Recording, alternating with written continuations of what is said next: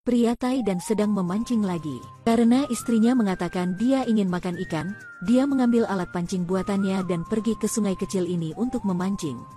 Taidan mengeluarkan umpan rahasianya dan mulai mengaitkannya satu persatu. Dia menggantung satu demi satu. Dengan begitu banyak kail, sangat sulit bagi ikan di dalam air untuk melarikan diri. Hanya dalam waktu singkat, Taidan berhasil memasukkan semua umpan ke dalam kail. Taidan juga mengambilnya untuk menunjukkan kepada kita sedikit. Pada saat ini, ikan di sungai melompat, mengejutkannya.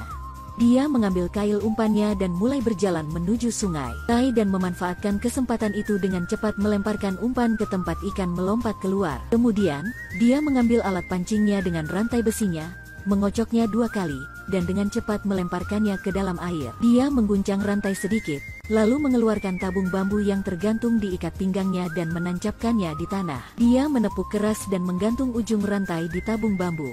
Dia dengan lembut menarik kembali rantai besi itu. Tujuannya agar saat ikan menggigit kail, rantai besi tersebut berfungsi sebagai perisai. Dia tidak akan langsung menarik tali ke dalam air. Harus dikatakan bahwa Taidan sangat pintar. Setelah semuanya siap, dia duduk di tanah, menatap matahari, dan kemudian melihat sekeliling lagi. Melihat pohon kecil di sebelahnya, dia dengan cepat berjalan ke pohon kecil itu dan menariknya ke atas. Kemudian dia mengambil sebatang pohon kecil dan menancapkannya ke bagian belakang tabung bambu. Setelah menancapkan di pohon kecil, dia berbaring di belakang pohon kecil dan dengan gugup menatap air. Apa yang kamu lakukan? Apakah Anda takut terlihat oleh ikan di sungai? Baru-baru ini, saya juga memuji Taidan karena pintar. Tamparan ini datang sangat cepat. Saat dia berbicara, rantai besi terlihat jatuh dengan cepat. Mungkin ikan di sungai hanya mengambil umpan.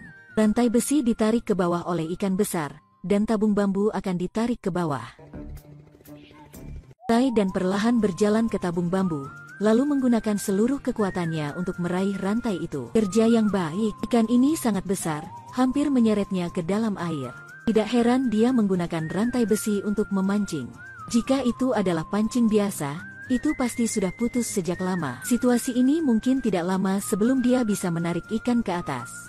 Melihat Taidan dalam masalah, aku sangat ingin membantunya. Sulit bagi tubuh seperti dia untuk menarik ikan sebesar itu. Saya juga mengaguminya. Setelah usaha Taidan, gambar ikan besar juga muncul di depan kami. Itu terlihat seperti ikan haring, juga dikenal di Cina sebagai ikan campuran.